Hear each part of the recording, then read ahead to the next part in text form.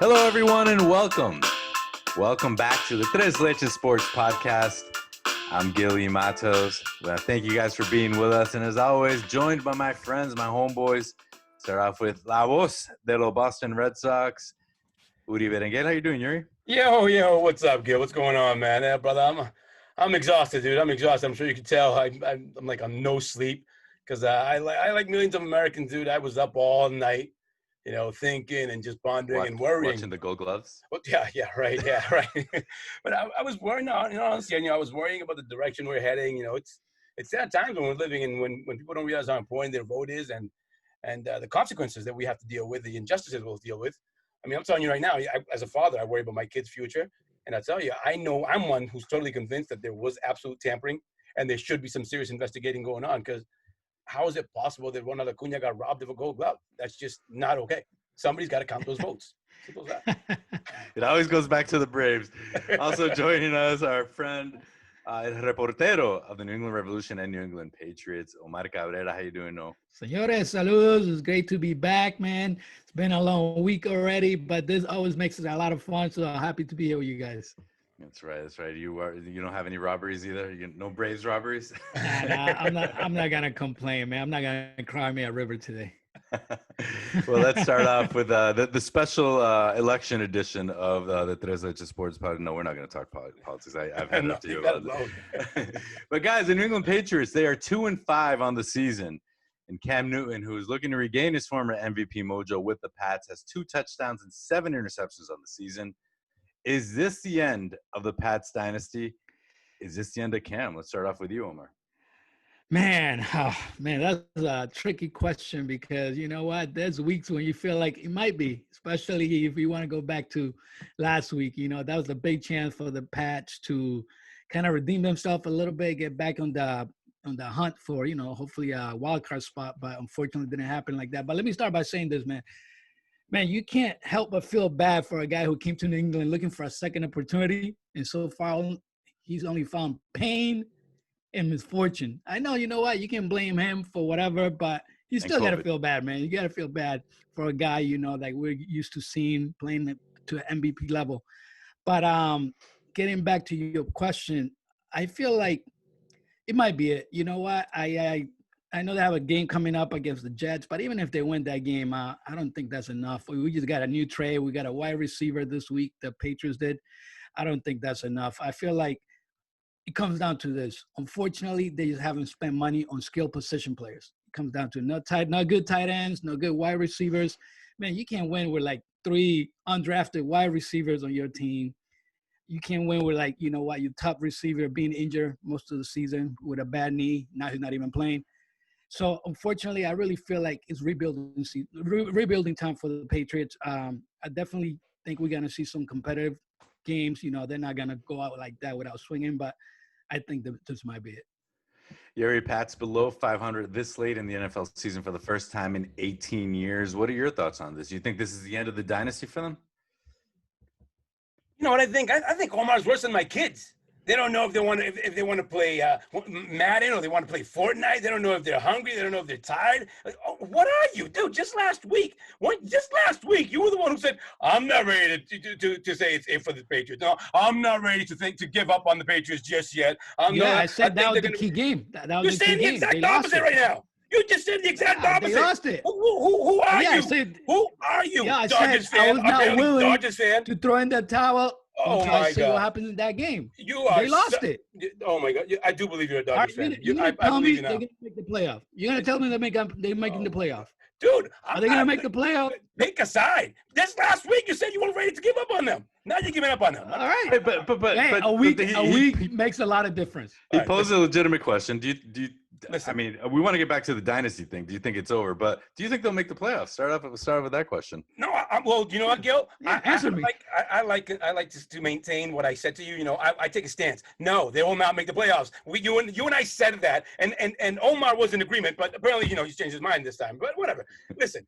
The fact of the matter is, the future obviously is the direct future is very bleak for both the Patriots and Cam Newton. I mean, who knows? I mean, what Cam Newton is this? Because this guy just dropped off like one thing that he did say that was right was, he dropped off from being an MVP caliber quarterback or being an MVP quarterback to being a disaster.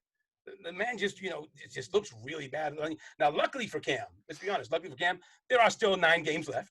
There are still 9 games remaining in the season, and he apparently has no competition. Nobody's competing for the QB job, so that's in his favor. Monday night will be a great opportunity for him to bounce back, facing a Jets defense that's last in the league in almost every category, including passing yards per game. They've averaged 180 yards allowed per game this season, the Jets. So it's a good opportunity to, at least get your self-esteem back up. But he's got to go out there and do it. And again, he's got 9 games left, so I'm going to keep my fingers crossed and say, you know what, keep it going, Cam, keep it going, because this is a big year for him, big free agency year for him. Now, is this the end of the Pats dynasty?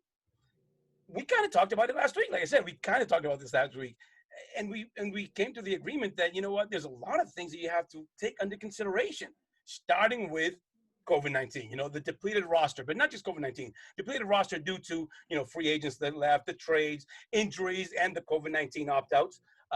Starting with, obviously Tom Brady. I think that we can all agree that any playoff hopes for this season are completely done, are completely gone. But I still believe, and maybe this is the fan in me, I don't know. I still believe that they'll be back next year. And maybe you'll hate to hear it, but I'll say in Bill I trust. But there's a lot of reasons to trust in that. They're projected to have they are projected to have an upwards of $70 million cap next year for the 2021 season, a $70 million cap or more, and a year with a reduced salary cap. Dude, there are free agents out there that why not go after them? You got guys like Allen Robinson, wide receiver from the Bears. You have Alvin Kamara is another one. You have Keenan Allen, wide receiver again from the Chargers. There are some possibilities out there, and they're likely to have a pick in the top half of the draft, like you said, Gil, in the top half of the draft, rather, for only the 4th time in Bill Belichick's tenure with the Patriots. So there's a lot of positivity things. I think that's what really surprised me, though, is that considering they do have a lot of cap space coming up next year, and supposedly they will be picking in the top part of the draft. I mean, not in the top, maybe 5 or 6, but they might be in the top half of the draft. Exactly. What really surprised me was that they didn't make any trades at the deadline. I thought they would start accumulating picks to possibly move around. You know how Belichick likes trading up, trading down in the draft, or trading down, just accumulate more picks. I thought for sure they would trade one of the running backs. I mean, it seems like they have, with Sony and with Williams, and then they have James White and Burkhead. They have the young kid too. I can't think of his name right now. JJ Taylor. Harris. Yeah. So with those guys, I thought they had a lot of, running backs. I thought they were going to move something there. I thought they'd move Gilmore. I thought maybe they'd move Tooney and his $14 million salary, but they didn't make any moves there. They did make one move, acquiring Isaiah Ford, as Omar mentioned, but I thought it was the ultimate, and you mentioned this going back to what you said, Yuri, with in Bill We Trust. I thought the ultimate humble brag was Belichick appearing on Charlie Weiss's XM show and saying, and I quote, "We sold out and won 3 Super Bowls, played in a 4th, and played in an AFC championship game. This year we had less to work with. It's not an excuse. It's just a fact." And, Bill has had his troubles drafting. And, obviously I spoke about that last week where, in the past 4 drafts, you can't really highlight any impact starters that they've really drafted. But he's got a point there. I mean, it puts things in perspectives, doesn't it? We sold out and won 3 Super Bowls and played in a 4th. Absolutely right. Hey, you know what? If you guys want to talk also, we talk about positive things. Actually, one of the positive things we've seen so far is Harris. He's playing really well as a running back. He had his second 100-yard game this past week, first touchdown, and he has a lot of potential. I like that. Also, Jacoby Myers, he's been playing pretty good. Well, not great, but at least he's been one of the bright spots. Somebody's going to carry. So now you're jumping on the positive bandwagon. Oh, no, I'm just saying it's still time to rebuild. But I like your style. I'm giving you the positives. I'm giving you positives, right? And you know what? And let me tell you something. You're going back talking about Cam Newton. This is the thing with Cam Newton. You think he has 9 games. Trust me, he doesn't have 9 games. He's probably going to have another 4 or 5 games. Who are they going to put in? Well, let me tell you this. You really think that if we know they're not going to sign him, they're going to keep playing him? No, I think Belichick's going to rather give Jarrett Stidham a chance to see what he has the last 4 or 5 games because he knows he's not going to sign Cam Newton back. So I don't think Cam Newton has 9 games. If anything, he has 4 or 5 more games. That's it. Because there's been a lot of you've seen a lot of Jarrett Stidham and anything good from Jarrett Stidham. I mean, I've lost all confidence. Really a chance. I think I've seen enough to know that they don't trust in Jarrett Stidham. They don't think they don't trust him. The Patriots You know what? All right, but you're gonna keep Cam You gotta let him keep playing if you know you're not gonna sign him for next year. MVP caliber guy. Why not? If I want to At win, I least mean, I'd rather give he me. You sent know a what? message. He sent a message saying with the whole Stephon Gilmore not trading Stephon Gilmore. That sends a pretty a strong message. You know, it sends a message that A, he's not done competing. I think he's got that mentality of always wanting to compete to the end, and B, he thinks that he's going to be back next year. You know that was the case. Maybe he didn't get enough, like enough in return for Gilmore. Did you see what he was asking for? for? Yeah, exactly. He didn't get it. Exactly what you were giving it to him. I mean, come on. Hey, a team like Seattle, who's desperate for defense, probably would have or should have. I like that you jump on the positive bandwagon, but all right, I'll leave you alone. Yeah. I'll wait for your switch. Your Unrealistic answer next week. Different answer next week. Unrealistic. Unrealistic. If I may want to switch things around and go ahead towards baseball, guys. Major League Baseball, the ratings are in, and it shows that this past Dodgers versus Tampa Bay Rays World Series was the least watched World Series of all time. Now, that's nothing new. We know that. The ratings have been dropping for a while, and the fan base and attendance numbers have been dwindling. So I got to ask you guys, what would you do to rescue what was at one time America's favorite pastime? I'm going to start with you, Gil. What do you think? Well, I think baseball is America's pastime. I think football is its passion, obviously, as the ratings prove. But I think ratings for everybody is down. There's just way too many different things pointing our attention everywhere else. So it is going to be, and it's going to keep being the lowest, right? Especially when you have Tampa on one side and LA on the other. If it was LA and the Yankees, LA and the Red Sox, it's a different story. But guys, I think baseball's problems have been well documented. The time issue, the games are too long, it's too slow. And, certainly I have a lot of different things I'd like to shift and change there. Like, some of the things they tried this year, the DH in both leagues. I'd like to see the shift eliminated just so that the game keeps being fluid, base hits, base running, stolen bases. I'd like to see all those things come back and not just strikeout and home run, which is essentially what the game is becoming now.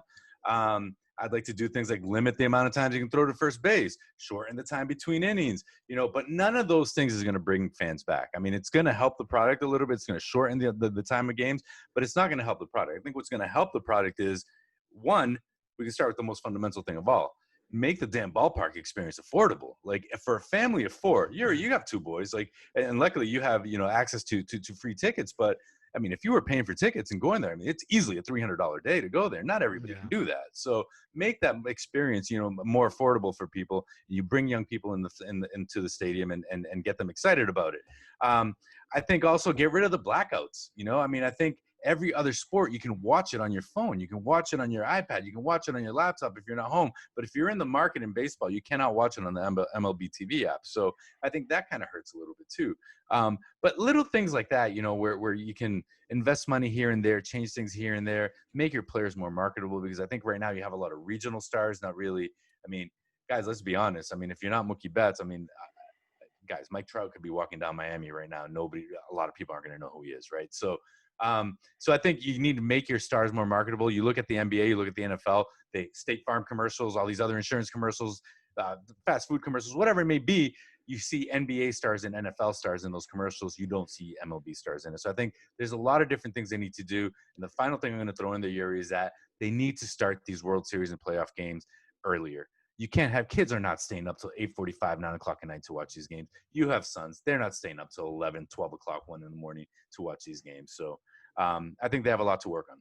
You make a lot of solid points, especially like the one about the blackouts. I mean, and the fact of the matter is also, I mean, there's so few Major League ball players that are recognizable. I mean, for a Dodgers fan like yourself, Omar, what would you do to have to rescue your Dodgers in Major League Baseball? I mean, those blackouts, it must be tough for you to watch the Dodgers games. Oh yeah, no, definitely. You know what? And I have to agree with all of Gil's points. Actually, while I was listening to it, I was like, "Thanks, Gil. Are you gonna leave something for me to talk about?" But actually, to follow up on one great point he mentioned, and I'm gonna talk about a couple of other things. But one thing he mentioned, make it more affordable. I cover games in Pawtucket, and not just games in Pawtucket, but also like the family experience. I follow fans around, players around, interaction with the players and everything, and with the fans. And it was great, man. And I can see the difference. It's like night and day, that experience from a major league ballpark and a minor league ballpark. And, the kids, the family, they have a great time. And yeah, definitely the tickets, man, way cheaper. And, people probably will remember that more than just a whole experience, any a professional field. And I think that's definitely something that they need to look into, because I'm telling you, I had a great time covering those type of reports that I had to do in Pawtucket a few times. So I can definitely see the kids doing it. I just remember one of the main things, like them sending the ball to the players in a bottle, and then they will sign it and then they will like pull it back, and that was great. So that's one thing. Another thing I think that major league teams, they need to invest more into the inner city. You know what? Just like they're investing a lot of money in Latin America and other countries for their academies, I think it would be great, man. I'm telling you, there's some local talent cities. We just need to find them. We just need to invest in it. And I think that's one thing that Major League needs to really do, especially if they want to bring also the inner city kids, the minorities.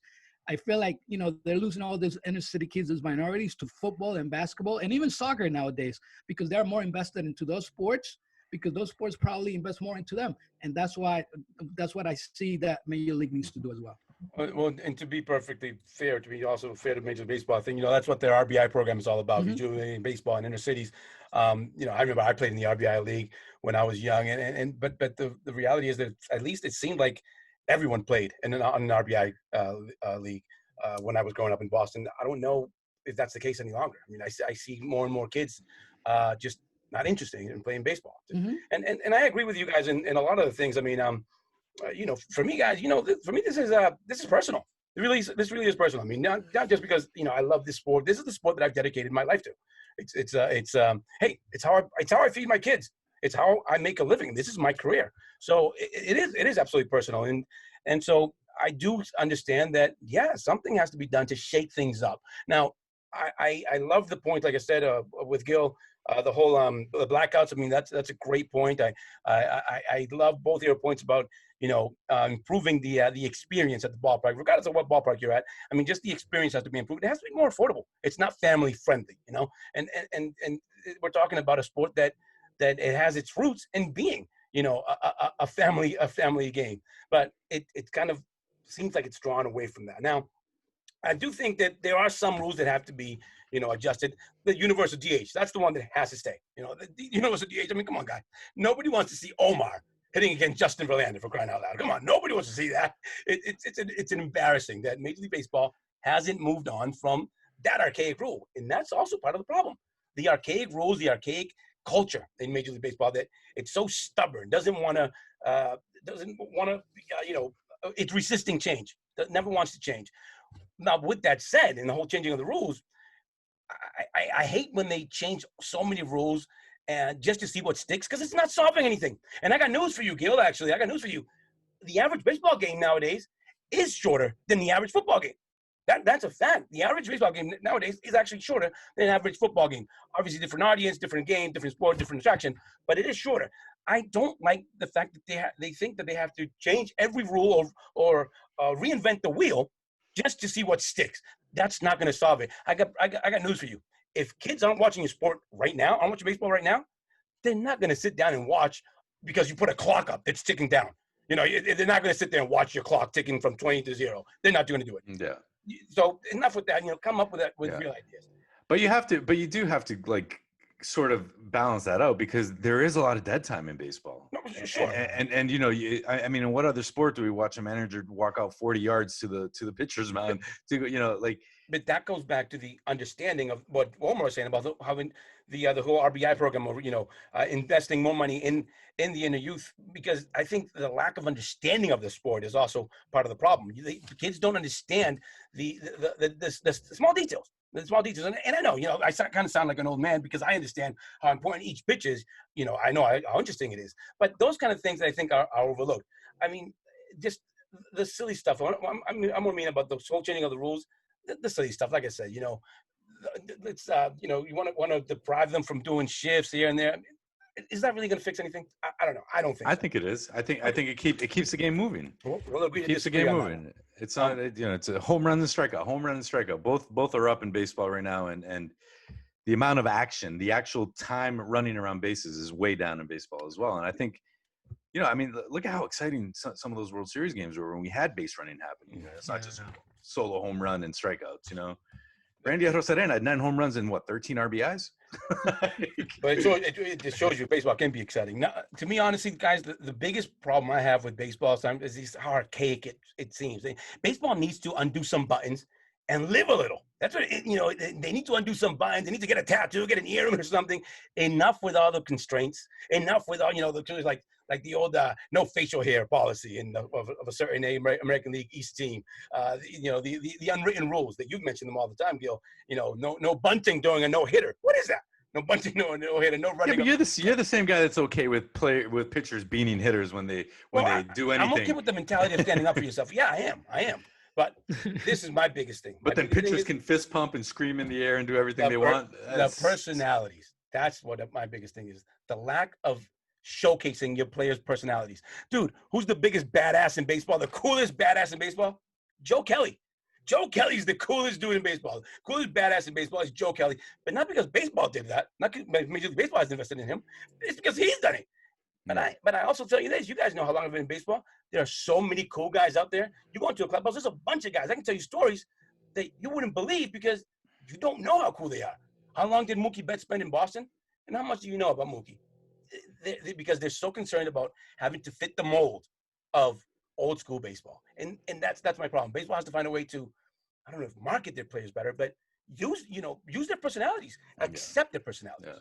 And there's a couple of guys that do it. I mean, like Trevor Bauer and stuff that actually use social media to their advantage and are doing that, but not as many of them, not as many of them. Right, exactly. I think that is a big issue with them. Yeah. Well, guys, from baseball, we'll move on to basketball. Guys, NBA players are expected to vote later this week on starting a 72-game season on December 22nd or January 18th and playing more like 52 or 55 games. But it is expected that the Players Association will vote to begin the season before Christmas. Yuri, good news or bad news? What do you think? Yeah, you know what I mean. It depends on who you ask. that's the real answer, I think. Depends on who you ask. I mean, I guarantee you, if you ask LeBron and the Lakers or the Heat, they don't think it's good news. They can't like it very much. I mean, they feel like they just played yesterday, and the reality is that they kind of did. They're going to be at a huge disadvantage, especially in a case like LeBron, because you know what? Yeah, those extra years, he's got to carry that throughout the season. I know that it's all about the finances, but you're not going to please everyone. You're not going to please everyone. The fact of the matter is, though, however, I mentioned the Heat and the Lakers, they may not like it very much. And that's just me assuming. But from my understanding, it is getting a lot of traction from everyone else in the league. To me, I'll tell you this. To me, I think it's good news because for the basketball fan, for the sports fan, guys, we want to see this, we want to see the NBA back. We want to see a full season. And we have to also we have to understand that the NBA is in the same situation as all of us. They're dealing with COVID-19. The consequences, the ramifications of COVID-19, it's not just the 2020 season, it's the 2021 season, the 2022. We're going to be living with these ramifications for the next couple of years until, if everything goes back to our normal or we adapt to our new norm. I think the biggest thing to me is I was again impressed, and I just continue to be impressed. I mean, it's another proof of great leadership by Adam Silver, and I say it because of this, guys. When this whole conversation started, I mean, we knew this even before the NBA Finals ended. But was there ever a moment where anyone or even you guys were talking about or thinking, oh no, there may be a work stop, there may be a strike, they may not come to an agreement? Were you ever worried that the NBA's, the NBA Players Association and the NBA weren't going to come to an agreement? Was there ever any real concern? No. I'll answer it to you. I didn't think so. I thought they were really organized. There wasn't. And that's just proof of great leadership. Yeah, definitely. As a fan, I love it. Just a few weeks ago, we were talking about how, like, right now in sports, we only really have, NFL going on and people who love soccer, they have the MLS, but besides that, we don't have anything. So I know as a fan, I love more games, the better it is for us. And I know for the owners and the players, the more games, the more moolah, of course, for them. So Gil, ¿qué me dices tú? Yeah, I mean, they have to do it, Omar. And I think, essentially it doesn't matter what LeBron and the Heat and everybody else who played deep in the bubble think. I think that the players all grasp the bigger picture here, which is if you want any semblance of a salary cap for the next coming years, we have to get these games in because last year, they lost approximately $1.5 billion by not having fans and concessions and everything else. So, this year, if they don't start the season, they start the season later, they stand to lose a lot more money as well. And that's going to affect the salary cap and player salaries in the future. So I think the players understand that. And that's why they're moving forward to this. It is a quick turnaround, like Yuri said. I mean, Lakers won the finals on October 11th. November 18th, we have the NBA draft, free agency, training camp starting December 1st. That's right. It's November 4th today. It's right around the corner. So, it's something that needed to get done. It is really rushed. It is really happening like that, but there's a lot of reason for that and a lot of money involved with that. Now, the thing that's going to be really interesting, guys, here is that, I mean, you got to prepare for the draft. You got to prepare for free agency. You got to do all your proper due diligence on contracts and everything else. Gordon Hayward, I'm looking at you. There's a lot of different things that need to happen in that time. So the NBA has really found a way of dominating their off season and being in the news and being at the top of things. So that's something I give Adam Silver a lot of credit for as well. They do find a way to stay really relevant, even with football going on and everything else. So it is going to be a fun few weeks coming up. But, I'm glad that they're looking at a December 22nd start date. It's imperative that they get those Christmas games in as well. So I think, they're in the right direction. And as Yuri mentioned, they have the best commissioner in sports. So it doesn't surprise me at all. Well, we all agree on it. I mean, it looks to me like, what, the NBA and Adam Silver, I mean, the decisions they make, they really are pro fans. They really are pro fan base. Or at least if you're an NBA fan, that's how you feel. You feel like huh? What's that? He gets it. Absolutely. He gets it. He absolutely gets it. Reading a few of the things, I mean, they're so smart and they know when he knows when he has to make certain decisions. Like, for example, he mentioned not wanting to have the NBA go so deep into the summer months because then he'd have to compete against the Olympics next year. That's not going to benefit any NBA games. That's not going to benefit the NBA. But at the same time, he knows that he has to think about his players. He's got to think about the fan base. I just can't. I can't stop being impressed at how the NBA is run by Adam Silver. And at the end of the day, guys, keep this in mind. If you're an NBA fan, you are thrilled because the NBA at the end of it all, they did COVID-19 better than anybody else. Definitely. Yeah. And going back to the fan experience where we're talking about baseball, I'm telling you, to me, the fan experience at an NBA game is definitely one of the top. Like, I always feel like, you get to watch really great games, but the fan experience, like, even my mom loves to go watch the Celtics game just because she has a great time just seeing everything that goes on around the arena. So that's another thing that they do a really great job at. Yeah, it's going to be interesting to see too how they handle COVID, especially outside of a bubble situation, because that's another big challenge they're going to face that they haven't really been faced with. But guys, that brings us to the last segment here of the show, where we do the abrazo or el chancletazo. That's where we give a hug or a spanking to somebody and some news that happened during the week. Omar, let's start off with you. What are you giving this week? You got abrazos or chancletazos you're giving out? Actually, guys, this week, man, I got one quick chancletazo and one quick abrazo. So I'm going to start with a chancletazo, and that goes to the Red Sox for declining Martin Perez $6.25 million option for the 2021 season. The left-handed started, to me, he was one of the only few bright spots for the Sox this season. And, guys, I know he's far from being an ace, but we all know that decent pitching doesn't come that often in baseball. And therefore, I think the Sox should have definitely kept him for another year. And for that, they get a big chancletazo from me. But as I told you, I also got a big abrazo. And my abrazo goes to the New England Revolution for clinching the playoff for the second year in a row on the head coach, Bruce Arena. So así que viva la revolución. That's good. Yeah, the Red Sox team had no pitching last year. That's kind of surprising. But what do you have, Yuri? You know what? I got to give two real quick abrazos. One huge abrazo. One huge abrazo to mi patria natal, Panama, celebrating this week, los Días Patrios, celebrating independence from Colombia. November is the month of celebration in Panama. So big abrazo to a todos los panameños y mi patria Panamá. Cuánto te extraño y te quiero. Also, big abrazo to la señorita Eli Cabrera. It was her birthday last week, wasn't it, Omar? Oh, Ellie, yes. Right. I thought you said Eddie. I was like, who's Eddie? Ellie, yes. My baby girl. That's right. Well, she's not a baby no more. Come on now. That's true, yeah. She'll be my baby forever, though. She'll be my baby forever. Feliz cumpleaños, Ellie. So that's his four-legged girlfriend. But finally, my real abrazo at the end of it all, guys, I got to give former Kansas City Royals left fielder Alex Gordon an abrazo for winning his 8th Gold Glove He's the first player, guys, to win the Gold Glove on the same year he retired, because he retired at the end of the season. So yeah, here's a big abrazo for Alex Gordon. Big abrazo, my man. Enjoy retirement. All right. And I love how. Yeah, I love how awkward you made that, though, by calling her his four-legged girlfriend. I know, right? It went from sweet to really awkward. I know. He had to mess it up. But, it's Yuri. What do we expect? Thanks. Listen, I'm the one who remembered that. You didn't even mention her. It is his dog. How old is she now? 13? 13. Happy Yeah. birthday.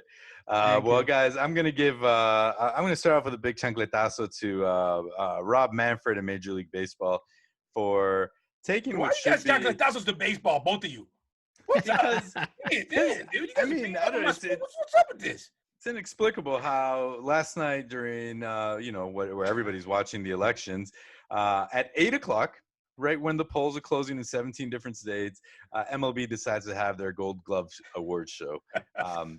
Exactly, I don't know who saw it. I don't know who was watching that rather than the election. But another thing, we talk about how Adam Silver is so in tune with what's going on, and he gets it.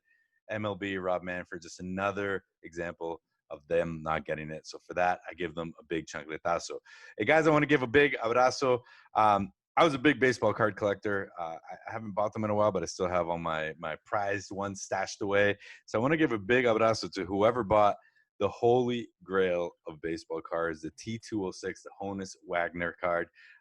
They bought it at an auction for $1.4 million. Wow. So for those that don't know, there is an ESPN 30 for 30 short called the Holy Grail, the T206 Honus Wagner card. There are so few that are known to exist. And the little card was put inside tobacco packages. So Honus Wagner opposed American Tobacco Company using his likeness to market cigarettes to children.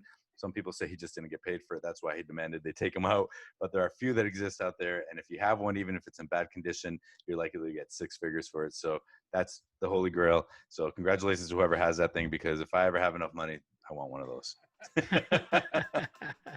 You'll be working forever. You're going to be working forever. That's what you well, if that's your goal.